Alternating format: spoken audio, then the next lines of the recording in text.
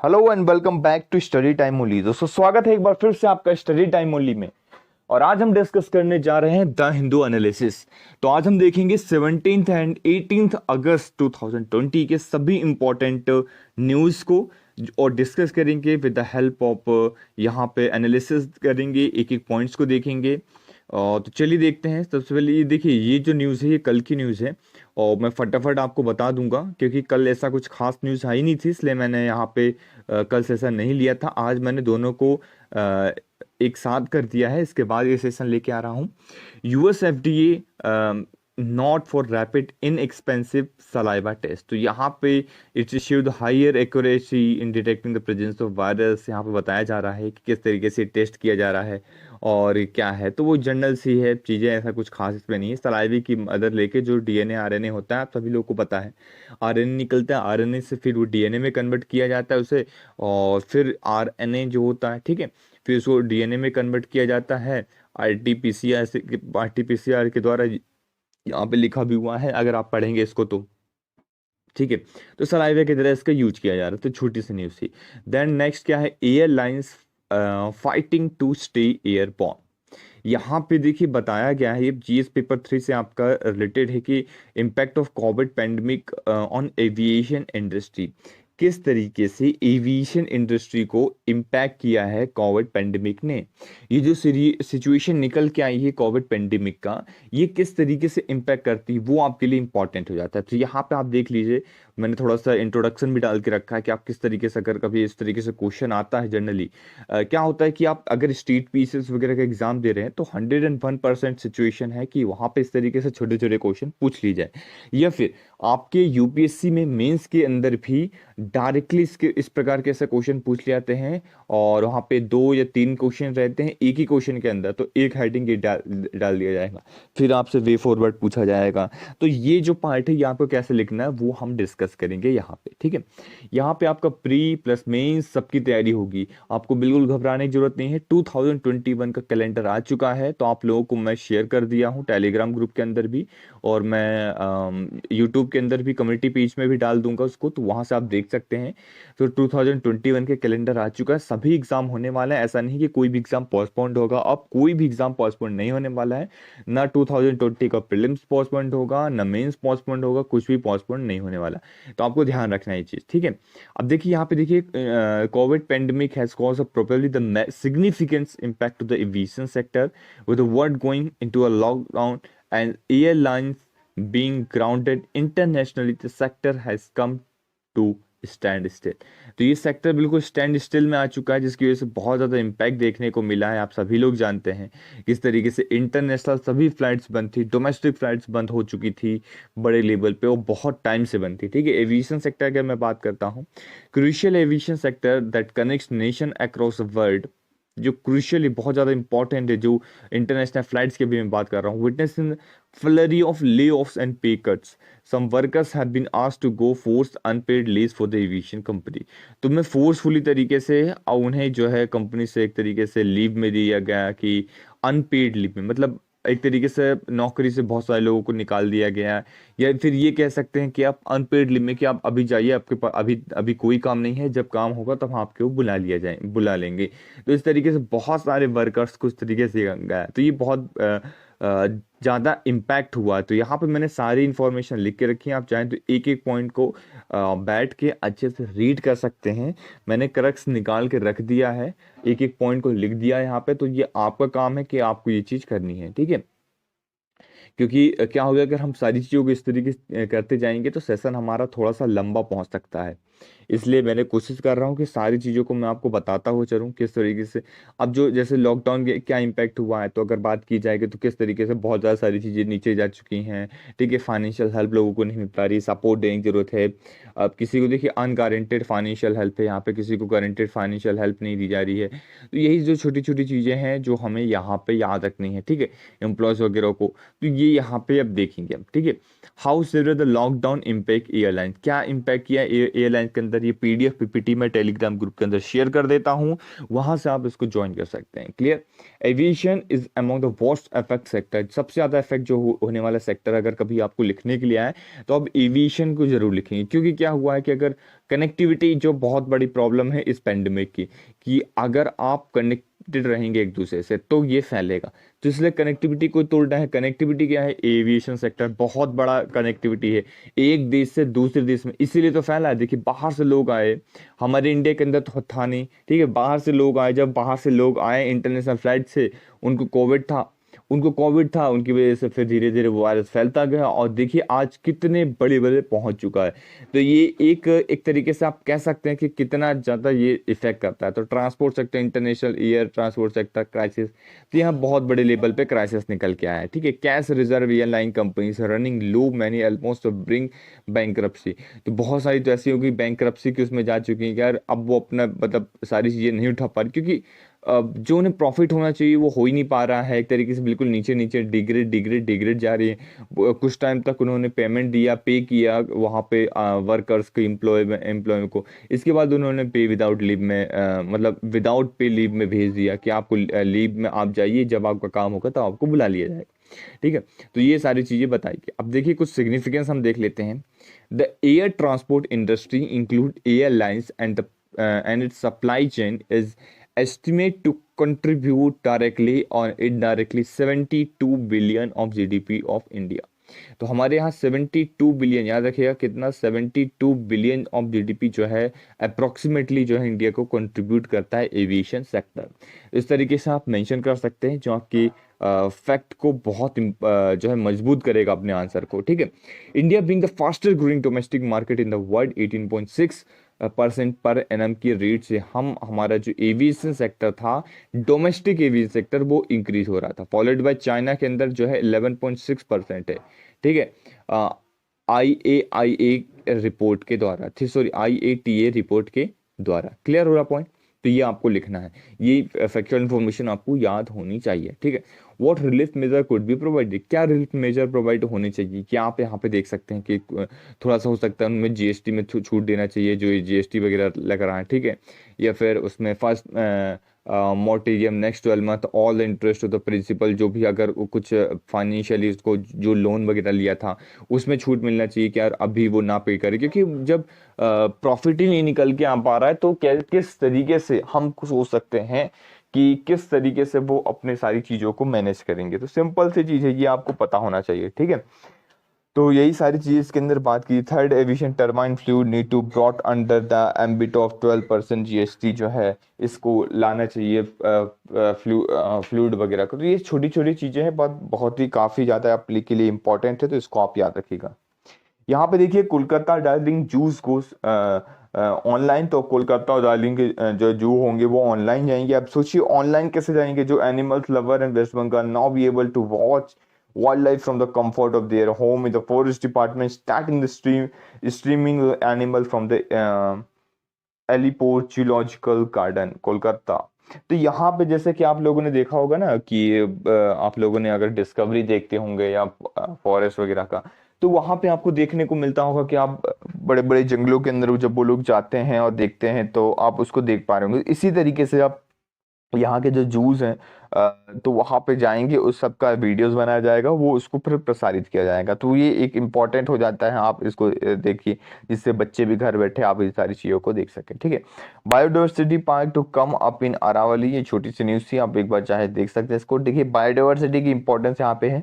क्या होता है biodiversity? Biodiversity is the variety of variability of life on earth, मतलब एक तरीके से कह सकते हैं आप, वैरायटी है, बहुत सारे लोग, अलग अलग लोग कह लीजिए, बहुत सारे एक तरीके से ऑर्गेनिज्म, बहुत सारे लोग, मतलब हर एक जगह के अलग अलग आते हैं लाइफ में, एक जगह जब मिलते हैं उनके पास जो लाइफ रहती है, वेरिएबिलिटी रहती है life on earth. Biodiversity park is a basically natural reserve, basically क्या है ये? नेचुरल रिजर्व है विथ वेराइटीज ऑफ प्लांट्स और एनिमल्स इसके अंदर रहते हैं। Theme of this year world environment day का जो थीम था, world WED world environment day का जो 5 जून को मनाया जाता है, वो क्या है? सेलिब्रेट बायोडाइवर्सिटी, याद रखना है क्या है थीम यहाँ पे, सेलिब्रेट बायोडाइवर्सिटी, बायोडाइवर्सिटी को सेलिब्रेट करना।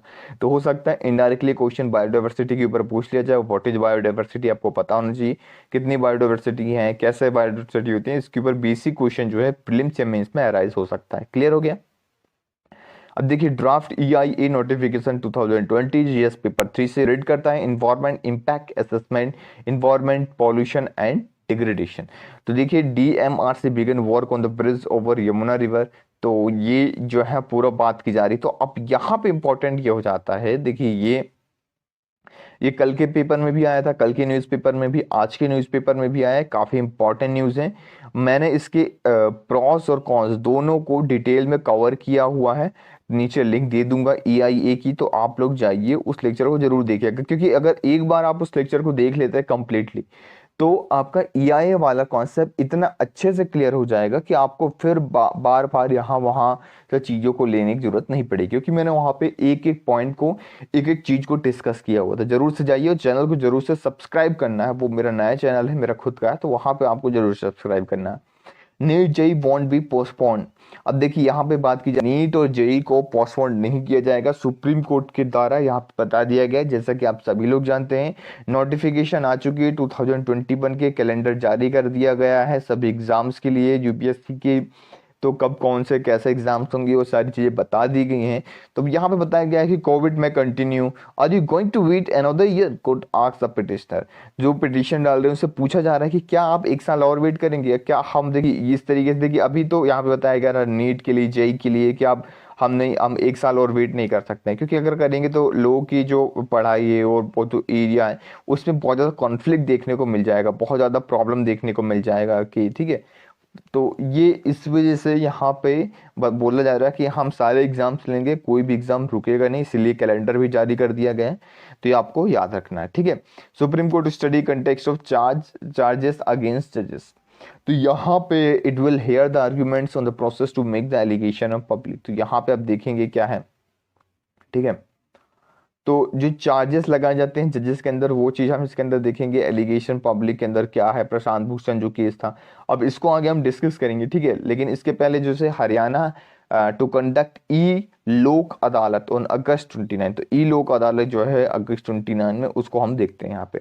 It will help counter the function ambit कोविड-19। तो ई लोक अदालत क्या होता है आपको पहले तो ये पता होना चाहिए, इस टॉपिक से हमारा रिलेट करता है वेलफेयर स्कीम पर लेबर सेक्शन से।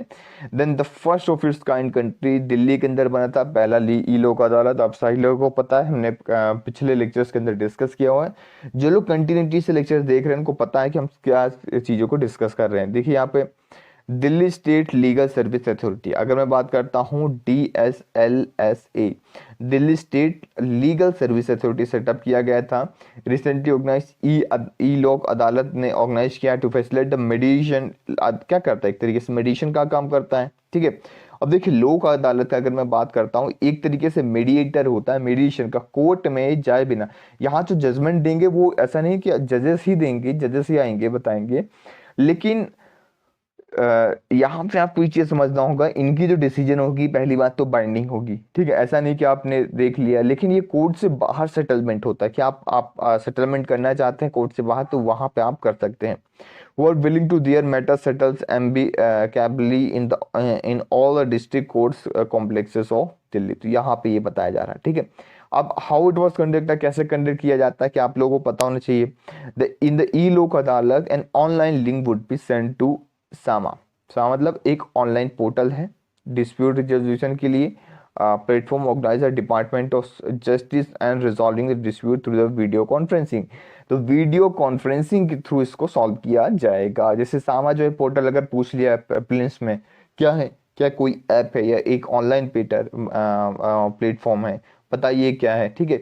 या फिर आपसे ये पूछ लीजिए किस चीज़ से रिलेटेड है, ये लोक अदालत से रिलेटेड है, ये सामा कुछ अलग से चीज़ एग्रीकल्चर से रिलेटेड है, या हाउसिंग वगैरह सेक्टर से रिलेटेड है, डिफेंस से रिलेटेड है, बताइए क्या है, ये इसरो से रिलेटेड है, कौन सा ऐप है, किसका ऐप है, किसके द्वारा रिलीज किया गया, तो ये आपको पता होना चाहिए, ठीक है।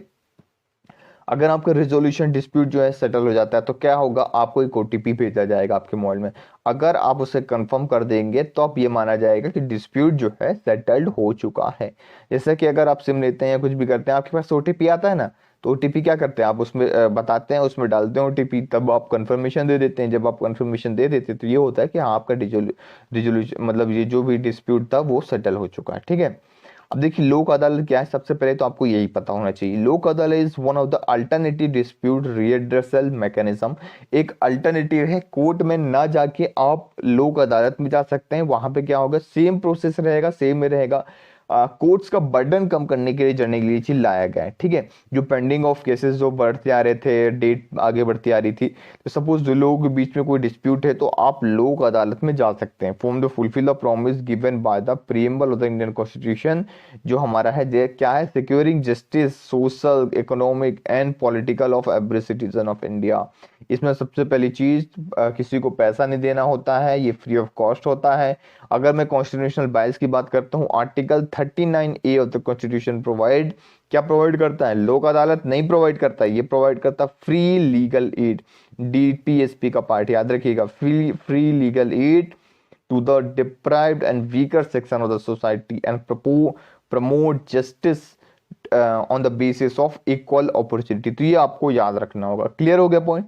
चलिए आर्टिकल 14 और आर्टिकल 22 भी हमारा बोलता है, makes the compulsory for a state to guarantee the equality before the law. Law के सामने सबको इक्वलिटी होना चाहिए। ऐसा नहीं कि कोई बहुत बड़ा आदमी है, बहुत पैसे वाला आदमी है तो उसको जस्टिस मिल जाए, ठीक है, वो अपनी जस्टिस खरीद ले, लेकिन जो गरीब आदमी है उसको जस्टिस ही ना मिल पाए, तो ये फिर किस बात की equality.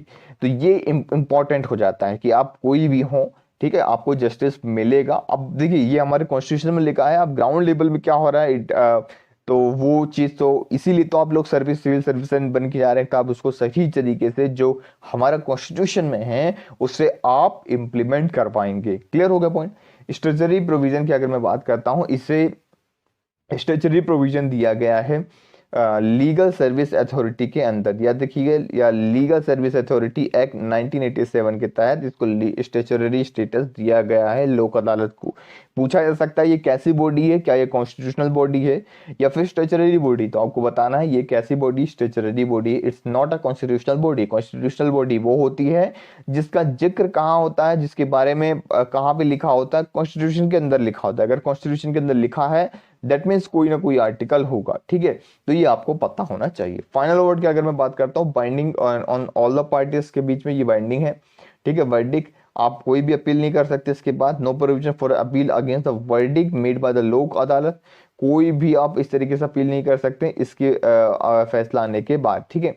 They are free to initiate litigation by appropriating the court appropriate jurisdiction, filing a case, following the required right to litigate, ठीक है। राइट टू लिटिगेट के अंदर ही आता है, आप फ्री ऑफ सर्विस में जा सकते हैं, ठीक है। तो ये आपको पता होना चाहिए। कोर्ट फीस की बात करता हूँ, ये नो कोर्ट फीस पेबल, अभी हमने डिस्कस कर दिया। नेचर ऑफ द केसेस, किस तरीके से लोक अदालत, any case pending before the court, अगर कुछ पेंडिंग है तो वहां पे आप जा सकते हैं, ठीक है। कंपाउंडेबल, देखिए यहाँ पे सबसे इंपॉर्टेंट है ऑफेंस नॉट कंपाउंडेबल। यहाँ पे बात की जा रही है कौन से offence, offences not compoundable offences. Clear. तो ये काफी इंपॉर्टेंट हो जाता है, नॉट कंपाउंडेबल जो ऑफेंसेस है वो नॉट कंपाउंडेबल होने चाहिए। नॉट कंपाउंडेबल मतलब आपको समझना, देखिए दो तरीके के केसेस होते हैं। कंपाउंडेबल होता है जिसमें मतलब आप मतलब नॉट कंपाउंडेबल होता है कि आप नहीं कर सकते एनी मैटर रिलेटिंग टू, ठीक है। कंपाउंडेबल होते हैं आप, ठीक है, डिस्प्यूट है आपने रिजॉल्व कर लिया, ठीक है। लेकिन नॉट कंपाउंडेबल क्या है कि आप इसमें नहीं कर सकते। अगर सपोज किसी का मर्डर कर दिया है तो वहां पे आप क्या वहां पे वो करेंगे कि चलो ठीक है हमने आपस में बात कर ली है, कोई दिक्कत नहीं, हमने रिजॉल्व कर लिया है, क्योंकि अब मर्डर हो चुका है तो उसकी तो सजा मिलेगी, ठीक है। कुछ ऐसा मैटर है, डिस्प्यूट वाला मैटर है, जगह जमीन से रिलेटेड मैटर है, या फिर कोई आपस में लड़ाई हो गई है, कुछ बातचीत हो गई है, तो चलो ठीक है हमने रिजॉल्व कर लिया आपस में बातचीत करके, तो वो बात हो सकता है। कंपाउंडेबल ऑफेंस के लिए ये लोक अदालत है, ना कि नॉन कंपाउंडेबल ऑफेंस के लिए, तो ये आपको याद रखना है। क्लियर हो गया पॉइंट। चलिए attorney general not sought for action against Saurabh Bhaskar, तो her speech on the Babri birthday question judicial integrity, तो यहाँ पे ऐसा कुछ बताया जा रहा है, तो जर्नलाइज है क्वेश्चन कॉन्सेप्ट, ये बार बार न्यूज में आ रहा है, लेकिन हमें इसके टॉपिक के बारे में पता होना चाहिए। क्या है, कंटेम्प्ट ऑफ कोर्ट क्वेश्चन आता है। आपको क्या क्वेश्चन आता है, मीन्स क्वेश्चन लिखना है आपको, discuss the concept of contempt of court, क्या है कंटेम्प्ट ऑफ, कितने प्रकार का है, उसको एक्सप्लेन करिए, explain it in different form and also the rationale behind the provision. क्यों, हम कई बार डिस्कस कर चुके हैं कंटेम्प्ट ऑफ कोर्ट, हाँ वो अलग बात है, हमें अलग मैटर में डिस्कस किया था, लेकिन इस बार ये जो अलग मैटर में कंटेम्प्ट ऑफ कोर्ट क्या होता है, किस लिए आया, ये आपको पता होना चाहिए। Contempt of court will one of the most controversial element in the Indian legal context. While the basic idea of contempt lies to punish those who do not respect in order to court, जो court के respect नहीं करते हैं उन्हें punish करने के लिए आता है क्या, कंटेम्प्ट ऑफ कोर्ट। ये आपको पता होना चाहिए। कितने प्रकार के होते हैं, कई बार डिस्कस कर चुके हैं हम, आपको पता होना चाहिए कितने प्रकार के होता है। एक सिविल होता है और एक क्रिमिनल होता है। सिविल कौन सा होता है, विलफुल तरीके से अगर आप कोर्ट के किसी भी डिसीजन को नहीं मान रहे हैं, ये उससे फॉलो नहीं कर रहे हैं, तो वो सिविल कंटेम्प्ट ऑफ कोर्ट आता है। क्रिमिनल कंटेम्प्ट ऑफ कोर्ट क्या होता है, अगर आप विलफुल तरीके से अब जानबूझ के अगर कुछ ऐसा लिख रहे हैं या कुछ ऐसा बोल रहे हैं जो कोर्ट्स की एक तरीके से कह लीजिए कि इमेज को धूमिल कर रहा है, या फिर एक तरीके से आपके जो वर्ड है वो बहुत ज़्यादा प्रॉब्लमेटिक कर रहे हैं एडमिनिस्ट्रेशन में, जस्टिस में, ठीक है, तो उस केस में क्रिमिनल कंटेम्प्ट ऑफ कोर्ट लगता है। तो ये आपको पता होना चाहिए। क्लियर हो गया कि क्रिमिनल कंटेम्प्ट ऑफ कोर्ट क्या है और सिविल कंटेम्प्ट ऑफ कोर्ट क्या है। तो ये दोनों चीजें हम देखिए। अब रिलेवेंस यहाँ पे आर्टिकल्स देखते हैं। Article 129 and 215 of the constitution of India empowers the Supreme Court and the High Court to punish those who are their respective contempt। हमने पहले भी डिस्कस किया है, अब फिर से मैं आपको बता देता हूँ, याद हो जाए आपको। आर्टिकल 129 के अंदर सुप्रीम कोर्ट एंड आर्टिकल 215 के अंदर कौन, high court of the India. Supreme court, high court, suppose अगर आप हाई कोर्ट का कंटेम्प्ट करते हैं तो किस आर्टिकल के तहत वो सजा दे सकती है, सुना सकती है, आर्टिकल 215 के तहत हाई कोर्ट, और सुप्रीम कोर्ट आर्टिकल 129 के तहत सुप्रीम कोर्ट। तो दोनों आर्टिकल याद रखने, 129 and 215, 129 for the supreme court and 215 for the high court. लेकिन सपोज अगर आप सबऑर्डिनेट कोर्ट का कंटेम्प्ट करते हैं, तो अगर सबऑर्डिनेट कोर्ट का करते हैं तो कहां से निकल के आता है, ये हमारे कॉन्स्टिट्यूशन में मेंशन नहीं है, ये कहां, section 10 of the contempt of court act 1971। याद रखिएगा, section 10 of the contempt of court 1971। अगर आपको कंफ्यूज करने के लिए पूछ लिया जाए कि section 10 of the contempt of court act of 1971 define करता है सुप्रीम कोर्ट का कंटेम्प्ट ऑफ कोर्ट, तो आप कंफ्यूज नहीं होता है। ये पावर किसको देता है, हाई कोर्ट को पावर देता है to punish the contempt of its subordinate court. जो उसके सबऑर्डिनेट कोर्ट है, अगर उसका कोई बात नहीं मान रहा है तो उसको वो पनिश कर सके। तो यहाँ पे ये पॉइंट्स आपको याद रखना है, किसको पावर देता है, ये हाई कोर्ट को पावर देता है। कैसी पावर देता है, पनिश करने की पावर देता है, और किस किस बेसिस में, सबऑर्डिनेट कोर्ट के लिए। तो ये आपको याद रखना है। सारे पॉइंट्स जो हैं आप माइंड में बैठाते चलिए अपने साथ। कॉन्स्टिट्यूशन इंक्लूड करता है आर्टिकल 19 पब्लिक जो है आपको, तो एक तरीके से रीजनेबल रिस्ट्रिक्शन है आपके freedom of speech and expression के अंदर। तो ये आपको याद रखना है, ये क्या है, एक रीजनेबल रिस्ट्रिक्शन है freedom of speech and expression के तहत आर्टिकल 19 के ऊपर। तो याद रखना है। Why the court need to contempt of, क्यों नीड है, अगर कोर्ट ने कोई भी डिसीजन दिया आप नहीं मान रहे तो फिर क्या मतलब रह जाएगा कोर्ट के होने का, ठीक है। तो इसलिए ये बहुत ज्यादा जरूरी है to sustain independent nature of judiciary, इसलिए ये इंपॉर्टेंट हो जाता है। हमने कई बार इसको डिस्कस किया है, ठीक है। तो ये आपको पता होना चाहिए। कंक्लूजन हमने ये देख लिया था, कई बार देखा है कि लॉस ऑफ पब्लिक कॉन्फिडेंस वगैरह, ये सारी चीजें इसके अंदर आ जाती हैं। आप एक बार रीड कर लीजिए। Karnataka will make a reward accused pay for the damage to property. अब देखिए, जो लोग भी एक तरीके से रियूट, जो भी एक तरीके से दंगा फसाद करेगा, प्रॉपर्टी को डैमेज करेगा, वही इसकी भरपाई करेगा, वही पे करेगा। अब यहाँ पे नहीं देखा जाएगा कि यार हिंदू मुस्लिम का दंगा हो गया या किसी और धर्म जाति का दंगा हो रहा है, चलो ठीक है इसको स्टेट सहन कर लेगा, नहीं ऐसा नहीं होगा। अगर कर रहा है फिर वो हिंदू हो मुस्लिम हो, इट डजेंट मैटर, ठीक है। तो यहाँ पे ये सारी चीजें बात की जा रही हैं। अब हम देख लेते हैं about unlawful activity prevention act के बारे में। ये क्या है, यूएपीए जिसे हम कहते हैं। देखिए यूएपीए क्या है, यहाँ पे इसको हम देख लेते हैं। अनलॉफुल एक्टिविटी प्रिवेंशन एक्ट के बारे में, इसको 1967 में पास किया जाता है। The law aim to effective prevention of unlawful activity association in India अगर कुछ अनलॉफुल एक्टिविटी हो रहा है, कुछ टेररिस्ट जैसा एक्टिविटी हो रहा है, उसके रिगार्डिंग ये एक्ट पास हुआ था 1967 में। क्या करता है, पावर देता है सेंट्रल गवर्नमेंट को by which the offence central deems activity unlawful activity को देखे और उसी को नजर रख सके और उसे डिक्लेयर कर सके कि अनलॉफुल एक्टिविटी। उसको यहाँ पे डेथ पेनल्टी तक दी जा सकती है, लाइफ इम्प्रिजनमेंट दिया जा सकता है, मतलब एक तरीके से जो भी टोटल हाईएस्ट पनिशमेंट है वो यहाँ पे दिया जा सकती है, कंट्री के अंदर जो भी हाईएस्ट पनिशमेंट है। क्लियर हो गया पॉइंट। तो यही सारी चीजें यहाँ पे बात की जा रही हैं और इसको फर्दर जो है बढ़ाया जा सकता है, एक्सटेंड किया जा सकता है। देन इसमें अमेंड किया गया 2004 में और एक वर्ड को ऐड कर दिया गया, वो है बहुत important word, and that is terrorist act.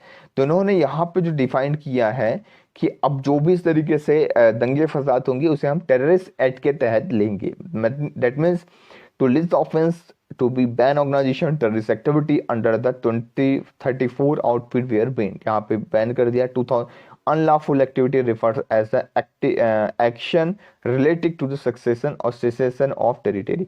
मतलब एक तरीके से आप ऐसा काम कर रहे हैं कि यार आपकी टेरिटरी को दूर भगा रहे हैं, मतलब टेरिटरी को दूर लेके जा रहे हैं। सपोज गोवा में लड़ाई चल रही है कि गोवा जो है अलग हट के इंडिया से अलग हो जाए, जम्मू कश्मीर में अलग चल रहा है कि यार वहाँ से अलग हो जाए, ठीक है, इंडिया का पार्टनर है। तो इस तरीके से एक्टिविटी को नहीं बर्दाश्त किया जाएगा। तो यहाँ पे ये चीज़ बात की जा रही है, ठीक है। देन फिर आता है अगस्त में पार्लियामेंट में क्लियर होता है unlawful activity prevention amendment bill 2019। यहाँ पे बात की जा रही इंडिविजुअल एज अ टेररिस्ट। यहाँ पे याद रखिएगा individual as a terrorist on the certain ground provided the act. जो कुछ ग्राउंड्स प्रोवाइडेड है उस एक्ट के तहत सभी इंडिविजुअल्स को यहाँ पे सजा दी जा सकती है। तो आपको याद रखना है। क्लियर हो रहा है पॉइंट। फिर देन एनआईए आता है, इन्वेस्टिगेशन जो डायरेक्टर जनरल होंगे वहाँ पे एनआईए का नेशनल इन्वेस्टिगेशन एजेंसी के जिनको पावर दी जा सकती है कि वो अटैचमेंट यहाँ पे सारी चीज़ों को देखें, इन्वेस्टिगेशन करें। Acting officer of NIA rank of inspector होना चाहिए जो भी इन्वेस्टिगेट कर रहे हैं, और जैसे उससे या फिर इंस्पेक्टर से ऊपर जैसे डीएसपी एसीपी, ठीक है। तो इस रैंक के ऑफिसर यहाँ पे होना जरूरी है। कुछ क्रिटिसिज्म किया जा सकता है, जैसे लॉ को मिसयूज किया जा सकता है, यहाँ पे बताया गया है, ठीक है। पॉलिटिकल ओपोनेंट सिविल सोसाइटी जो है इसका यूज कर सकती है, ठीक है। तो ये बताया जा रहा है यहाँ पे, ठीक है। और अनफ्रिटेड पावर ऑफ इन्वेस्टिगेशन एजेंसी, बिल्कुल एक तरीके से ऐसा नहीं, उसमें लगाम नहीं, इस इतनी भयंकर तरीके से इनको पावर दे दी जाती है, ठीक है। डॉन लगेन फेडरल स्ट्रक्चर के अगेंस्ट में कि किसी भी स्टेट में जाके कुछ भी इस तरीके से किया जा सकता है, ठीक है। 7 शेड्यूल होता है। जैसे पुलिस जो है वो स्टेट सब्जेक्ट है, लेकिन अगर इस एक्ट के तहत सारी चीज़ें आपकी रद्द कर दी जाएंगी, अब यहाँ पे आपका बिल्कुल पूरा वहाँ पे जो है कंट्रोल हो जाएगा सेंट्रल के द्वारा, ठीक है। तो ये बताया जा रहा what need to be done, क्या जरूरी है, एंटी टेरर लॉ लाने की जरूरी है। क्या जरूरी है, एंटी टेरर लॉ। अगर आपको वे फॉरवर्ड में कुछ लिखना है तो so not be use as a tool of silence of critics of government. ऐसा नहीं कि आप जो अगर आपका कोई क्रिटिक्स कर रहा है, गवर्नमेंट का क्रिटिक्स कर रहा है, तो उसे आप चुप करवाइए एंटी टेरर लॉ के अनुसार, ठीक है। कमेटी यहाँ पे एग्जामिन करेगी, सुपरवाइज करेगी, प्रोसेस को डिसलीगेट करेगी, इंडिविजुअल एज टेररिस्ट अगर वो है कि नहीं उसे देखेगी, इन्वेस्टिगेट करेगी केसेस को, देन वहाँ पे फेयरनेस बेसिस में जजमेंट लिया जाएगा। Arbitration under the law should be check through the judicial review. Clear हो गया पॉइंट। तो ये आपको यहाँ पे याद रखना है। तो ये रहा आज का हमारा डिस्कशन, जिसमें हमने सारी इंपॉर्टेंट करंट अफेयर्स और न्यूज़ को डिस्कस किया। और बताइए किस तरीके से रहा। अगर आप और कुछ भी चेंजेस चाहते हैं या कुछ इसमें और नई चीज़ों के ऐड चाहते हैं तो वो ज़रूर बताइए कमेंट सेक्शन के अंदर। अगर लेक्चर पसंद आया तो लाइक करिए, अगर नहीं पसंद आया तो डिसलाइक मारिए, और ज़रूर कमेंट सेक्शन में लिखिए कि क्या आपने क्यों किया है, ठीक है। जिससे हमें भी पता चलता रहे कि क्या चीज़ें सही जा रही हैं, क्या चीज़ें गलत जा रही हैं। लेक्चर को शेयर और चैनल को सब्सक्राइब जरूर कर दीजिए, फटाफट लोगों के साथ शेयर कर दीजिए, कोशिश करिए अपने फ्रेंडों के साथ शेयर करने की। तो thank you very much for the discussion.